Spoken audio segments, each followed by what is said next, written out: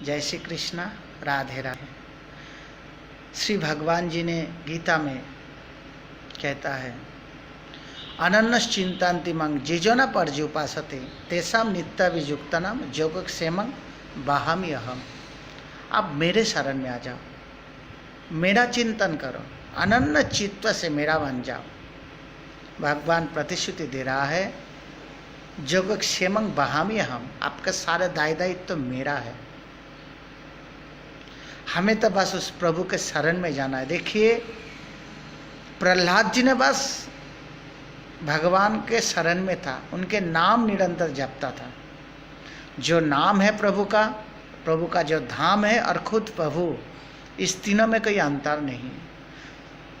श्री हरि का धाम, श्री हरि का नाम और उसकी चिन्मय शरीर में कोई अंतर नहीं है। प्रहलाद जी को हिरण्यकशिपु कितना कष्ट पहुंचाने की कोशिश किया, उसे मारने की कोशिश किया, लेकिन जो प्रभु के नाम के शरण में था, मतलब प्रभु के शरण में था, उसका कुछ संसार कुछ भी बिगाड़ नहीं सके। अब मीरा जी को देख लीजिए, जहर पिला दिया था, लेकिन वो अनन्य चित्त से कृष्ण का हो गया था। मेरे तो गिरधारी गोपाल दुजाना कही। तो भगवान श्री कृष्ण के शरण में था, उनका नाम निरंतर अपने हृदय में जपता था। वो जहर भी अमृत बन गया, लेकिन मीरा जी का कोई कुछ नुकसान नहीं हुआ। कहने का बात है, भगवान खुद हम सबको समझा रहे हैं, इस जग नश्वर है, विनाशी है, सब विनाशील है, लेकिन जो हमारे अंतर जो आत्मा है, एकमात्र वही भगवान श्री कृष्ण का अंश है।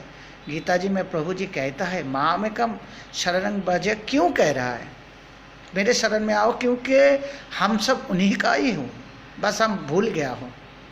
इसे याद दिला के लिए भगवान ने कहा है, मामई वंश जीवलक जीवभूत सनातन। हे अर्जुन, आप सब मेरा ही अंश हो, इसलिए मेरा हो जाओ, मेरे शरण में आ जाओ, तुम चिन्मय शाश्वत हो जाओगे।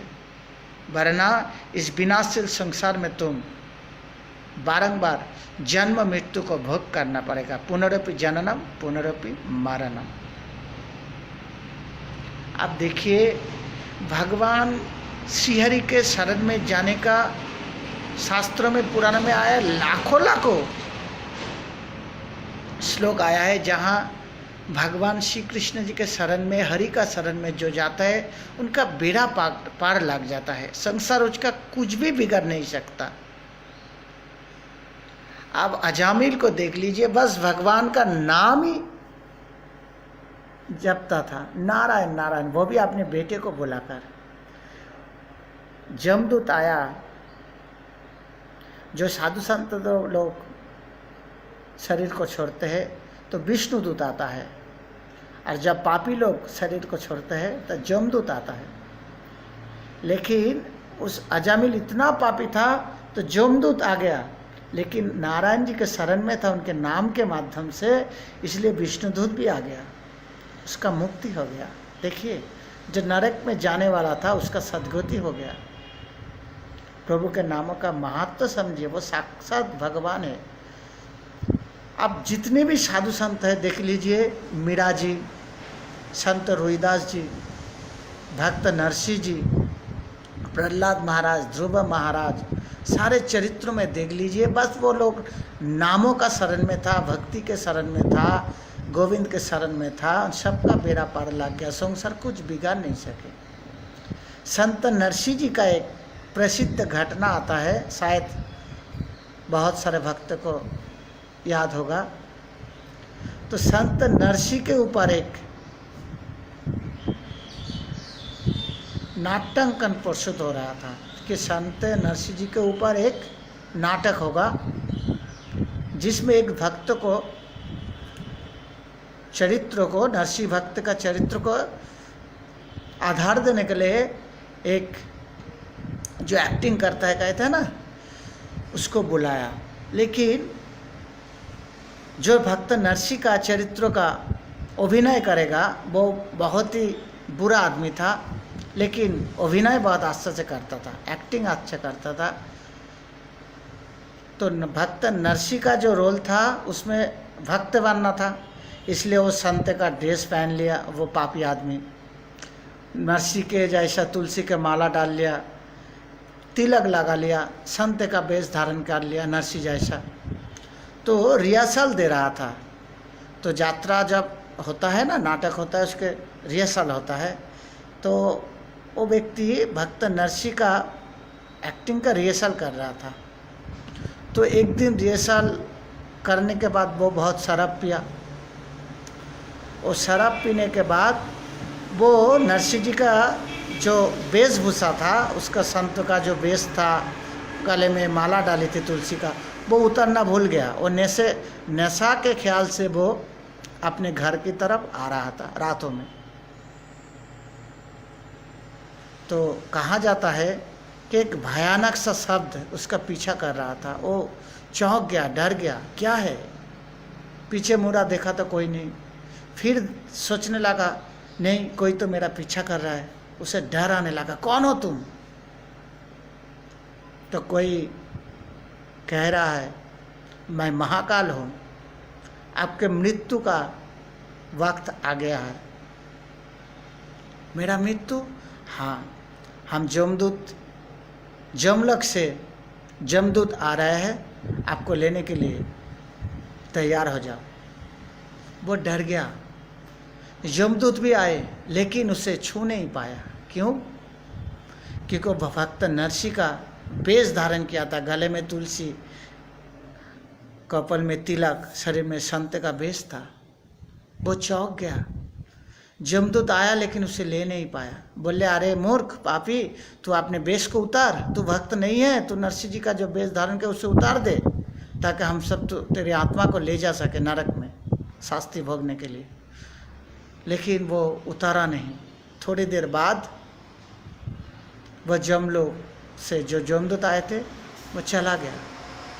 तो वो पापी जो नशे करता था, हर रोज शराब पीता था, वो सोचने लगा, अगर नरसिंह जी के पोशाक में, उसके वेशभूषा में इतना ताकत है कि जमदूतों को वापस भेज सकता है, अगर जो सच्चा नरसिंह था, जो सच्चा संत है इस जग में, जो सच्चाई के लिए, सचमुच भक्ति के लिए तुलसी का माला गले में डालते, कपाल में तिलक करते, साधु संत का वेश लेता है, ना जाने वो कितने भाग्यशाली, कितने पुण्यवान है। कहा जाता है उस पापी व्यक्ति जो नाट्यकार था, अभिनय करता था, वो पूरे जिंदगी में उस नरसिंह जी का पोशाक को उतारा नहीं और वो साधु बन गया। ये प्रसिद्ध घटना आया है। अब गीता प्रेस में जो बुक्स होता है वहाँ इस घटना को आप पढ़ सकते हो। कई सारे बुक्स में ये घटना है। कहने का मतलब है हमें भगवान के शरण में रहना है। आप चाहे जो भी करो, भगवान गीता में कह रहे हैं मेरे शरण में आ जाओ, मामेकम शरणं व्रज। तुम्हें खुद कर चिंता करने की जरूरत नहीं है, लेकिन मुझे छोड़ के, मेरे नाम को छोड़ के, मेरे धाम को छोड़ के अगर इस जड़ संसार में अगर तुम खो जाओ तो विनाश हो जाओगे। और मेरे शरण में आ जाओगे तो अविनाशी हो जाओगे, मेरे परम धाम को प्राप्त करोगे। जद गत्ता न निवर्तन्ते तद धामं परमं मम। जहाँ जाकर तुम्हें इस जन्म मरण चक्र में नहीं फंसना पड़ेगा, तुम मेरे धाम में परम आनंद में मुक्ति का आस्वाद कर सकते हो, नित्य आनंद को उपभोग कर सकते हो। लेकिन उसके लिए तुम्हें मेरे शरण में आना पड़ेगा, भक्त बनना पड़ेगा, साधु संतों के पास जाना पड़ेगा, गीता भागवत आदि शास्त्रों को अध्ययन करना पड़ेगा, सद्गुरु के चरण में शरण लेना पड़ेगा। क्योंकि सद्गुरु जो दीक्षा मंत्र देते हैं, उस दीक्षा मंत्र लेने से ही भगवान श्री कृष्ण के चरण में शरण मिल जाता है। लाखों लाखों जन्मों का पाप मिट जाते हैं तुरंत, और जीवन में भक्ति का प्रकाश आ जाता है। इसलिए भगवान कह रहा है मेरे शरण में आ जाओ, माम एकम शरणं व्रज अहम ताम सर्व पापे व मुक्खाई समी मां सुच। सारे पापों से मुक्त करके मैं तुम्हें अभय दान करता हो, मैं तुम्हें परम गति को प्राप्त करवाऊंगा। राधे राधे। आप चाहे जैसा भी हो, जैसा भी कर्म करते हो, बस कुछ छोड़ने की जरूरत नहीं, संसार को छोड़ने की जरूरत नहीं है। इस संसार में बस गोविंद को पकड़ने की जरूरत है, उसे पकड़ लो, उसके चरण में शरण ले लो, बस तुम इस संसार से मुक्त हो जाओगे, भक्ति को प्राप्त कर लोगे, नित्य शाश्वत धाम को प्राप्त कर लोगे, राधा रानी के कृपा से परम आनंद से रहोगे। जय श्री कृष्ण। राधे राधे। गोविंद जय जय, गोपाल जय जय, राधा रमन हरि गोविंद जय जय। हरि बोल हरि बोल। श्री कृष्ण शरणम, श्री कृष्ण शरणम। सर्वभवन्तु सुखिनः। राधे राधे।